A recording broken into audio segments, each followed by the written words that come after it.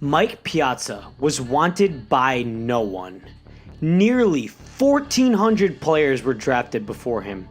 Now he is in the Hall of Fame. Let's learn how he persevered through challenges to be one of the best catchers in history. Hey there, action takers. I'm Antonio. This channel is all about helping you take control of your life and achieve your dreams by taking action. Mike Piazza had a dream of becoming a Major League Baseball player. He was born into an Italian family in Pennsylvania. His father, Vince Piazza, was much invested in his success. He wanted his son to be an amazing hitter. Now, Mike Piazza loved his father and wanted to make him happy, so he worked hard for it. Vince set up a batting cage in their home so Mike could go work on his swing right there. He even hired Ted Williams, who was a Hall of Fame baseball player, to check out Mike's swing and see how Mike could improve it to become a better hitter. Growing up, Vince had a friend in the area called Tommy Lasorda. He was actually the manager of the Los Angeles Dodgers at the time. Now, Vince and Tommy were crucial to Mike's success. Mike said they believed in him even more than he did, even when no one else did, which leads us to the next point in the story. In 1988, the MLB draft was here and Mike Piazza wanted to get drafted. Round after round goes by. Mike keeps getting passed up by teams. Tommy Lasorda was doing everything he could to get him drafted. Eventually, after 1,389 players were drafted, Mike was drafted by the Los Angeles Dodgers into the 62nd round. Now, just to be clear, the Dodgers did not want him. They only took him because Mike was friends with Tommy, and Tommy kept on vouching for him. Also, side note, today, the MLB draft only goes up to 50 rounds, so Mike would not even been drafted at the time.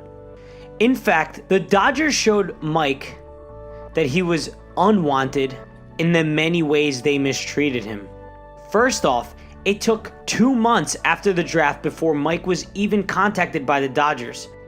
They were just hoping he would go away. Imagine how that felt for Mike. He finally thought he got his break, getting drafted into the major leagues, even in the 62nd round, but people were making him feel like he was unwanted. This goes to show that it does not matter how people perceive you. What really matters is how you perceive yourself. Most people would say someone getting drafted that late would never, ever make it to the majors, let alone be the best in the league and get drafted. He focused on himself and what he could do to improve. But the mistreatment did not stop there. So Mike goes to try out for the team.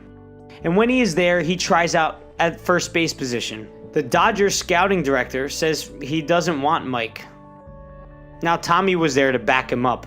Tommy asked, "What if he was a shortstop? Would you sign him?"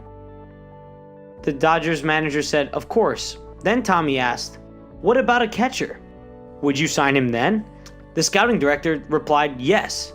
So, Tommy said he would be a catcher then. Now, in order to learn how to become a catcher, the Dodgers sent him to the Dominican Republic, and they only signed him for $5,000. That's not even enough to live in the United States. He did not even know Spanish, but he still went there to learn.